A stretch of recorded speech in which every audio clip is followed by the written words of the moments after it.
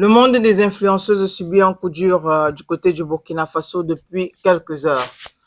Alors, il faut dire que c'est suite à une note certainement venue du gouvernement qui dit que toute influenceuse qui expose de nouveau son corps sur les réseaux sociaux subira une amende de 3 millions, ou du moins payera une amende de 3 millions de francs CFA et puis subira 2 ans d'emprisonnement.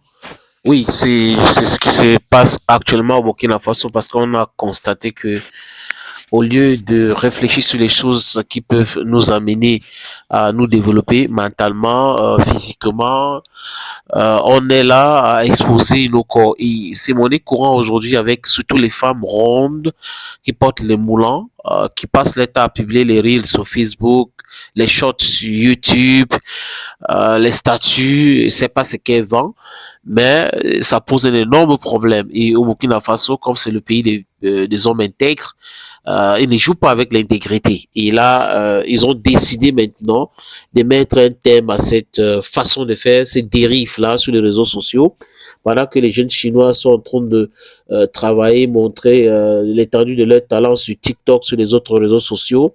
Les Indiens font exactement la même chose. Nous, jeunes filles ici, pensent que pour être célèbre, il faut tout simplement exposer son corps, sa nudité. On voit même des mamans qui sont en train d'exposer leur corps devant les enfants sur les réseaux sociaux.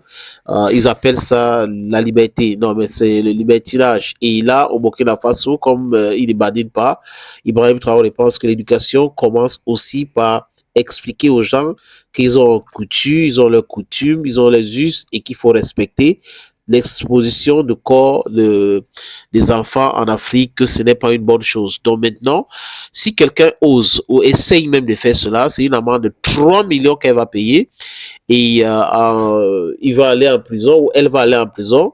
On parle là de 2 ans d'emprisonnement ferme et 3 millions d'amende. Je crois que ça passe le message parce que là, je dis encore et je répète, on a vu ça ici au Cameroun. Beaucoup de jeunes filles pensent que la meilleure façon d'être célèbre, c'est d'exposer leur corps, c'est de montrer leur sexe, c'est de montrer leur popotin à tout le monde en mondovision. Et là, c'est inacceptable au Burkina Faso aujourd'hui. J'espère que d'autres pays africains vont prendre le relais pour pouvoir mettre un thème à cette façon de faire de nos jeunes influenceuses qui sont devenues les vendeuses de quelque chose.